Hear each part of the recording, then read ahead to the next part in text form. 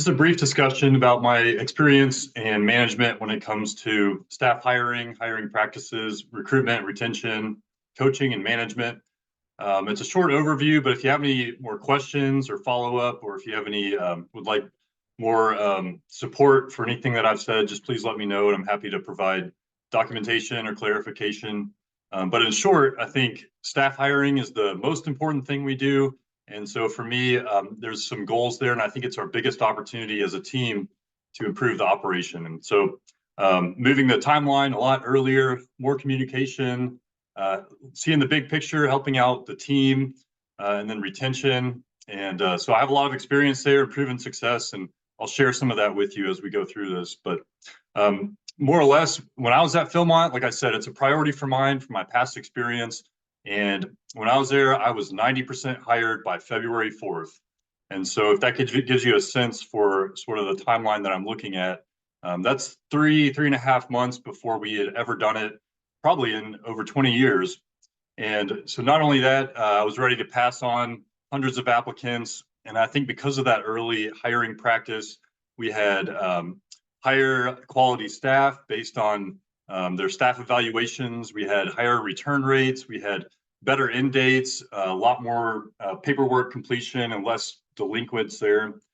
We had no surprise end dates at the end of the season, higher reapplication rate at the end of the summer for the following year, and all sorts of other trickle-down benefits. But yeah, to speak to my hiring early and my timeline, and also hiring quicker when we approve the budget and can start hiring. I have just a brief example there. I'm going to share my screen. I found this report somewhere on my computer, but basically October 1st, 2019, I had hired 14 people already, and everybody else combined had only hired 7. So I jump on that as soon as I can and get people rolling. I mean, for my history at Northern Tier, so I had a job similar to Phillips at Northern Tier. I was an HR specialist, and it was sort of my first big role at a high adventure base. But the downside or the difference is Northern Tier, we don't have a lot of applicants, and so I really had to go out and I had to find them and find ways to get them.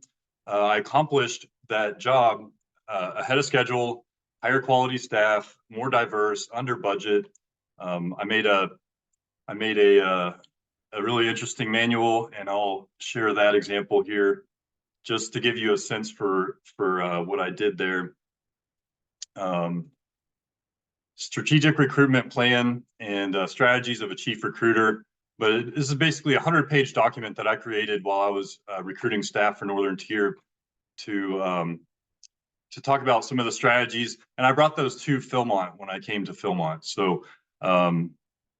So once again, I guess a couple examples of those strategies. Like I brought the Naval Academy to Northern Tier, and now at Maine High Adventure, I've actually brought West Point Academy to Maine High Adventure.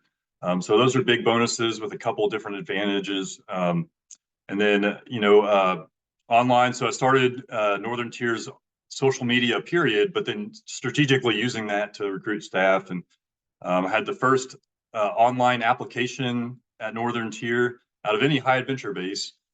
So finding the barriers to the applicants getting on board, and then seeking out new applicant pools.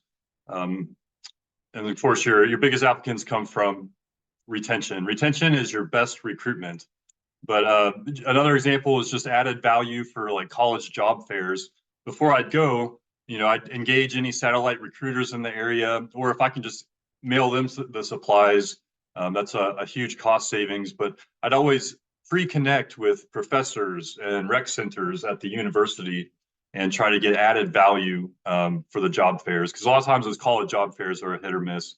Or when you're there, that's great networking with other schools. But so long story short, I have a really strong background in staff recruitment and staff hiring. I've hired over 2,500 staff over my roughly 15 years. And so I'm pretty proficient at it, knowing what questions to ask in the interview and identifying the red flags and following up and communicating. So before Philip arrived at Philmont and after Eric Martinez had left, I kind of filled in the gap as best I could there. So everything from the administrative side of processing applicants and file documentation and file organization, all the way to sort of the managing a database and moving applicants along, trying to push hiring managers and hiring them myself. But then also offering recruitment strategies to Philmont. And here's just one more example there of, so just Philmont late season, late spring staff recruitment strategies, because there's a whole different set of strategies that you have in different times of year, all the way up until right when staff arrive. After they arrive, it engages a whole new sort of strategy for getting last minute staff. But so I helped fill in the gaps there right as Roger was coming on board. And I think that as far as recruitment, that was some of my biggest impact at Philmont. But just once again, I know how it feels to get hired late. My 3 seasons at Philmont, I was hired late, and you're anxious is high, your anxiety is high. You don't know exactly what job you have, so it's hard to get prepared. And you're also looking for other jobs because you don't know if you're actually going to get the job. So I know from personal experience what it's like to get hired late. And that's what I always think about when I see those applicants waiting in the pool for weeks on end, is just, how they're feeling on the other end. But some more trickle down benefits of hiring early. First of all, I mentioned paperwork, but every time that I would hire somebody, first of all, the application enters the pool 24 to 48 hours, send them a quick email, give them a quick phone call, just say, hey, thanks for the application. Let's talk about getting an interview. And then setting that interview as soon as you can, within 2 weeks, ideally. I don't know why it'd take longer, but sometimes you have vacation or something. Of course, I did process all my applicants before going on an extended vacation, like my winter break. I would make sure and process every applicant in my pool so other hiring managers aren't waiting for their applicants that I pass on. So our staff that I've hired, I can hire them and they can start doing their staff paperwork. So before I left on a vacation, I made sure to process all my applicants. But trickle down benefits, I'd send them an email after I hired them. Hey, here's more information about your camp, a job description, your date. Let's just confirm your dates real quick. And this is in addition to before the data, the system that we have now, but in addition to it, just that personal touch of confirming dates. And if they asked a question in the interview, I'd use that as a reason to reach back out to them and say, hey, here's a link to a Wikipedia article about gold mining or something like that. Just to start building that rapport and make them feel more welcome, especially for the first year staff. But trickle down benefits to hiring early is identifying the red flags and your flight risks early, so you can fill those positions or pursue any red flags. Offer them training resources, of course, at will. You're not hiring them, so this is at their own volition. But a lot of times they have a lot of questions, and this is when they're really eager and excited. So give them access to the resources that will only help them be better when they arrive at their own will. But also following up with opportunities for that pre-summer, leave no trace, wilderness first responder, tent crew. The earlier that they can plan for that, then it just helps their transportation planning and things like that. But I'd also follow up with asking them, hey, you got a friend that's interested, you're already on board, go tell your friends about it. If they're interested, get them on board, get them to fill out an application. So now your recruitment efforts are just magnified by hiring early. Time to work out internships. So everybody that I hire early, I say this is a great internship. Even if you're a business major, you can work in like a ranger position into an internship for business majors, and they have time to work out those details. And then saving your full-time employee payroll, your administrative staff, your HR staff, they're answering questions and emails from people that aren't hearing back. And so the earlier that you hire, the more you communicate, the less they are having to spend their time dealing with that stuff. So yeah, all sorts of trickle down benefits, but a key to it is just the staff communication. So even if you're in a holding pattern, communicating with those applicants regularly, just to let them know, like, hey, you're in the last 15 applicants. I'm still waiting on a couple things, but just know that you're in the last 15. Let me know if you have any updates, or I can promise you a job now in the dining hall, for example. So also keeping them in the pipeline and having them consider other opportunities if you're not able to hire them. But one example is end dates. So historically, end dates were just a huge hassle for the backcountry staff. A lot of surprises, a lot of extra runs to camp, and trying to pinch other staff like ranger staff to go fill positions. And so when I hired them in the follow-up email in the spring, before they arrived, when they arrived, and halfway through the summer, I confirmed and reconfirmed their end dates and availability. And sure enough, my staff had 0 surprise end dates at the end of the summer. And so I'm really proud of that. But that paperwork, things like that, and it all comes back to that communication. So those are the trickle-down benefits of hiring early. Trickle-down damages of hiring late. Of course, you lose applicants, but really just that starting the summer understaffed or rushed because they're having to fill out paperwork last minute. Hiring a lot in the fall, in the spring, means that you don't have time for your other pre-summer tasks that you have to get done. So then you're also, chasing the gun there. But I've run Northern Tier. I was in charge of the dining hall. I've run a dining hall with 6 staff. I've served 600, 700 meals a day with 6 staff members, and that's not something that you want to do. And so understand the trickle down damages of one department not hiring their staff, knowing that their extra staff go to these other departments. There's a lot of damages to the whole team. And then when summer starts rolling, it affects all of us, and we're having to spend our full-timers' time in, on the serving line because we don't have enough food service staff. So some lots of trickle-down damages to hiring late. Of course, like I said, the best staff recruitment is staff retention. For example, last year at Maine High Adventure, I had 100% returning rate of staff that either worked at Maine High Adventure or Northern Tier. So 100% of my staff, I can't tell you the trickle-down benefits, the reassuring knowing that from day one, I know that they are safe on the trail with a crew, and I can trust them in the woods for a week with a crew on day one. I mean, just huge benefits to 100% returning High Adventure staff at Maine High Adventure last year. So staff retention is key. At Philmont, I had, for example, 30% staff reapplication rate in mid-September. So about 3 weeks after the summer, I had 30% of my staff had already reapplied for the future summers. And one trick to make that happen, you put the bug in their ear, you try to cultivate that throughout the season, but then at the very end of the summer, I sent them a personal thank you email to every single individual, and with a reminder to join the or to reapply, or hey, if you're not going to reapply, or if you are, go ahead and join the Philmont Staff Association. But capturing that right at the end of the summer, maybe they go home, sleep for 5 days straight, and then they start missing Philmont, and so that's the key to get them engaged right away. And another stat, just 60% hired by December 12th. So just to give you a sense for my hiring practices in the backcountry and how I achieve that. A thank you every Thanksgiving. I'd send them a thank you email, and oh, by the way, I'm this percent hired, or get your applications in because we're actively hiring. And it caught a lot of people off guard, but that's the pattern that we need to start getting into.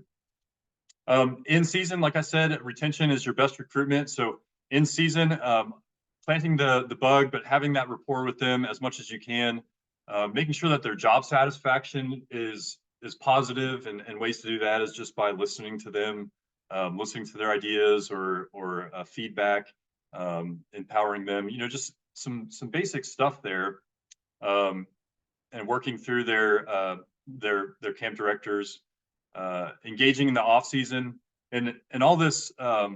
Just engaging in the off season. So for example, we had a huge Cabela's donation, and I wanted some input from some previous camp directors from Fish Camp, and so I engaged in like 6 previous camp directors, and that just, it rekindles their energy, their excitement. They feel like they're making an impact on something very meaningful. They get to use their expertise to train me. And so there's lots of benefits to engaging in the off season, whether you're trying to include them in initiatives or simply just showing gratitude. So in the off season, I go through all the camp director manuals and their digital camp profiles. And if I see something I like, I just send them a quick email like, hey, I'm reading through your camp manual now, and I just really appreciate how you did this. So keeping them engaged that way. Using the staff association strategically in season. So we're out of season. Just anytime that you can find a partnership between an alumni and a staff member, you're just trying to cultivate these relationships or connections.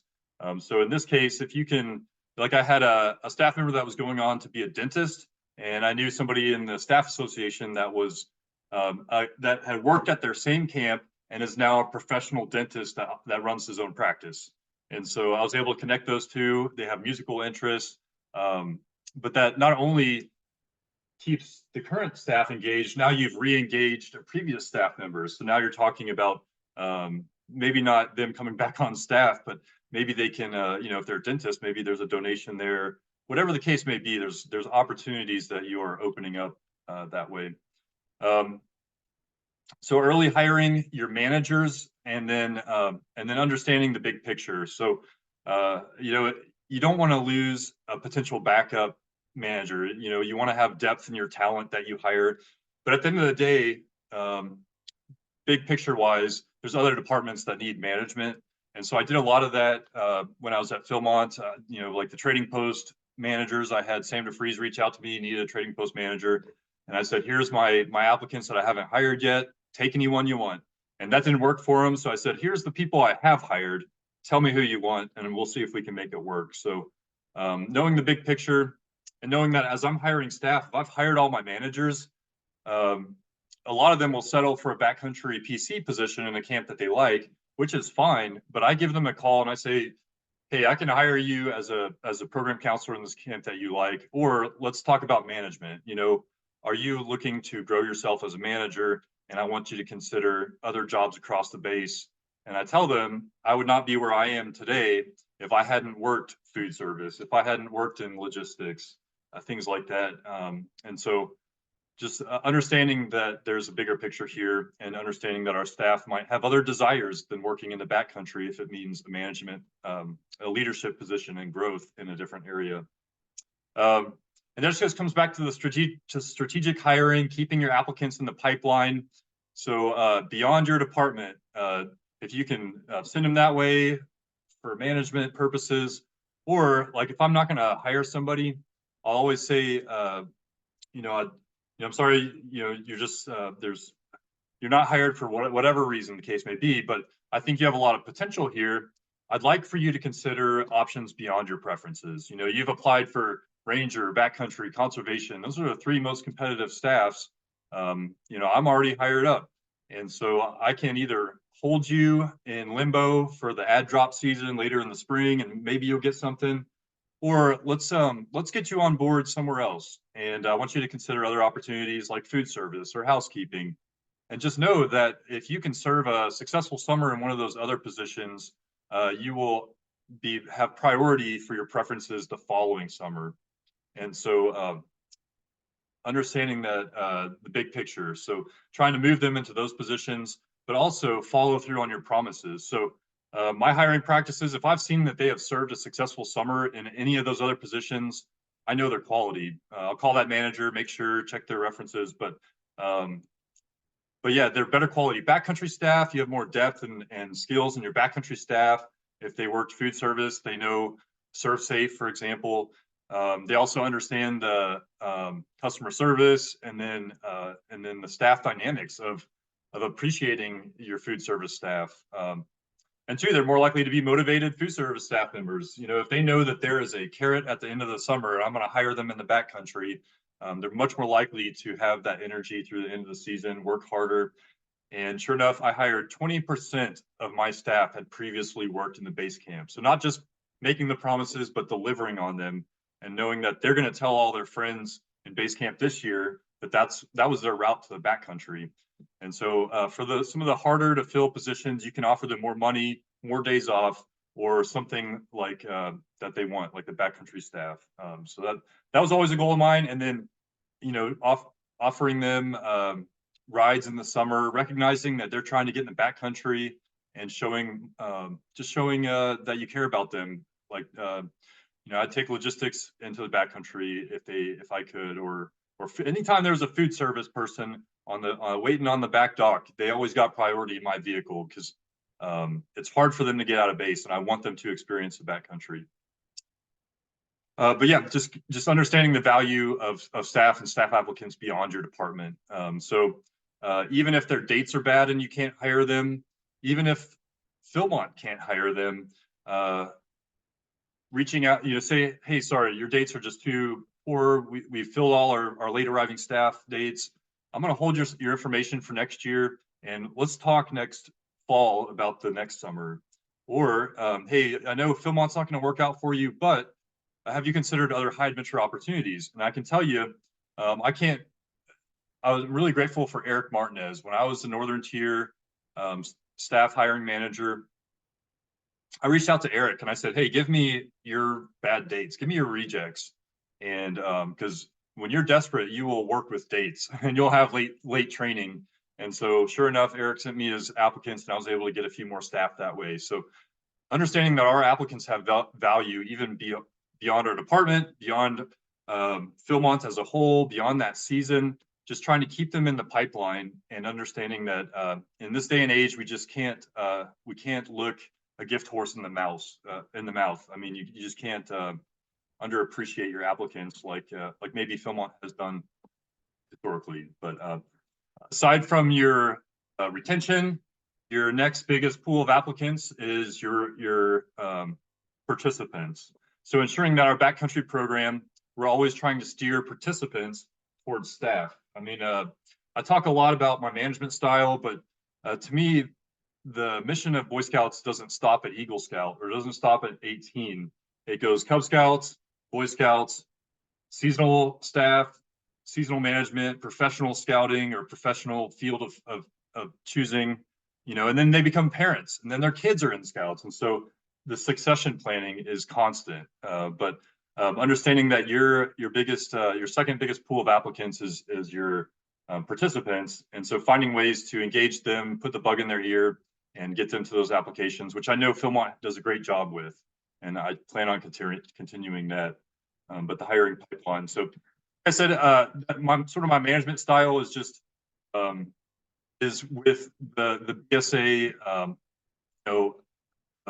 preparing young people to make ethical and moral choices with the values of Scout Oath and Scout Law.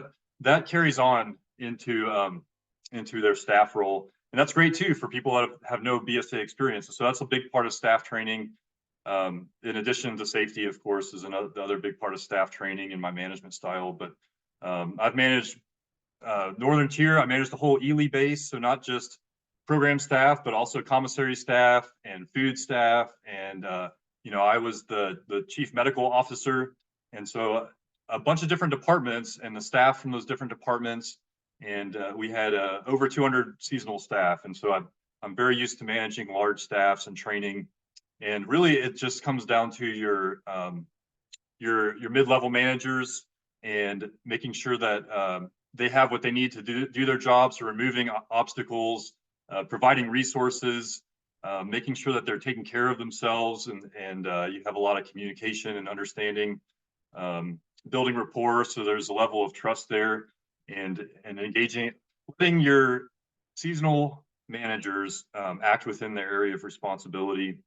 For example, with my direct reports this upcoming summer in the Backcountry Warehouse, our morning meeting, it's first of all, it's going to be a 30-minute meeting, not a 2-hour meeting.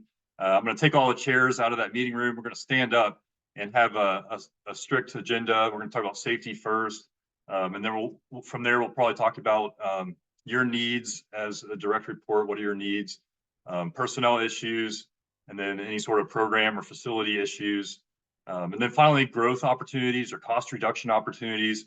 But we'll keep it very direct and short, and maybe once every couple of weeks have more of like a half-day retreat to have some more of the detailed discussions. But yeah, sort of the daily communication is important, but short and to the point for the daily needs is my management style. But yeah, just continuing with going back to what I said earlier about the succession planning and Boy Scouts, participant, seasonal staff, professional staff. I'm really proud. I've been doing this for about 15 years. And now I have people that I've managed as a seasonal staff member that have now gone on to be full-time staff. And so every time that I engage with that person. I'm trying to, in the back of my head, think about the fact that someday they might be sitting in my chair. What can I do now to get them moving in that direction? So in the fall, when I'm hiring, if I can engage, like one fall we had rock climbing leadership on autumn adventure staff.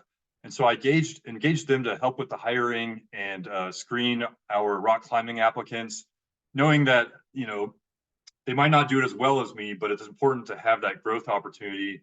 And sure enough, that person is now a district executive. She's a rising star, and someday she might even be my boss. And so developing that leadership by giving them those opportunities and growth opportunity, and termination too. So termination is another growth opportunity. Failure in a fairly safe environment. This isn't going to affect their whole career. So sometimes failing at a seasonal summer job is the best thing that can happen to somebody. And I can give you personal experience and people that I know, camp directors that I know that are role models of mine and the best camp directors I know. And one time they were fired from seasonal staff. And so sometimes that's the best thing that you can do for these people, and understanding that role and how to do it, so that building that person up for the future. And then just continuing to, like in the second season programs, the cross training, the building of skill sets, anytime that you can teach them a new tool to put in their tool belt, just makes them better able to go off and hopefully, they stick around. But at some point, it's important you're doing your staff a disservice by holding on to them for too long. So you build them up until the growth opportunities are no longer paying off for them. And then you want to support them finding a job that's going to take them to the next level. And it's so hard to do as a camp director. It's hard to do that because you don't want to lose the easy option, knowing that they can jump in and hit the ground running. But it's important to that they provide that opening for the next person that's going to develop, and then they take the next step. Like Elliot in rock climbing. Elliot came in. I leaned on him heavy to help develop our climbing resources and safety. He worked in the off season. He grew to the biggest leadership role that we had available, and then he found his next growth opportunity. And that's as a professional in the outdoor field. And so at some point, you gotta have that conversation. We promised them meaningful work, and so that's what you got to do at some point. And the same with your full-time direct reports as your year-round seasonal direct reports and your seasonal direct reports with my style. So I do them as I like to have done to me, just knowing that when you give them ownership and creativity, chances are they're mission focused, and they're there because they want to have the impact that was applied to them as a participant. And so allowing them to have ownership and creativity in their area of responsibility, authority in their area of responsibility, understanding that there's different paths to the top of the mountain, and personalities don't necessarily reflect performance. And I've had plenty of managers that have way different personalities with me, sometimes even, to the point of like friction, but then analyzing their performance against the backdrop of, are they safe? Are the customer evaluations positive? Are we looking at growth opportunities? And so giving them the authority to work with their personality in their area of responsibility, they're just going to be better performing employees when you don't try to pigeonhole them into a certain style. Requesting the critical feedback, giving space for employees to express frustrations. It makes you a better manager, first of all, but then makes them a better employee by releasing that. I'm very bottom up, supportive, removing obstacles, providing the resources. There is a time and place for micromanaging, and so having that discussion, performance failures, maybe just blind spots, maybe they're just bad at time management. So just micromanaging their time management when you have to, but not micromanaging for the sake of micromanaging, because that's just a lot more work for you as well. But making sure that it's always focused on the goals and the mission, and applying any sort of tasks or conversations around how it relates to, are we accomplishing our objectives and our mission. The annual performance goals, I love that, because it's like merit badges for full-time staff. The annual performance goals gives you a nice checklist and benchmarks. And then recognition. If they're doing really well, make sure that you give them that recognition. So you not only try to mitigate the maybe criticisms, but you reinforce the positives by recognizing them to others, to other managers. That's really key to reinforcing those good behaviors and showing your gratitude. I mean, just being genuine and thankful that they are there, because nobody can do it by themselves, and making sure that they're taking care of themselves. Their personal well-being is always tied to, even whether in the short term or long term, eventually it comes around and it catches up to you. But personal well-being is tied to job performance and job satisfaction. And so just making sure that they're okay on a personal note. But in closing, I think that Philmont has huge opportunities with staff hirings, huge immediate dramatic effects by staff hiring practices in the backcountry department. My goal would be to hire them early, hire them quickly, have a much greater communication in the off season, knowing that the trickle down benefits saves you time and effort in the spring and higher quality employees in the summer. And so it comes full circle with retention after that. So succession planning. So those are some of my hiring goals and strategies for Philmont if I was to be hired. Thank you.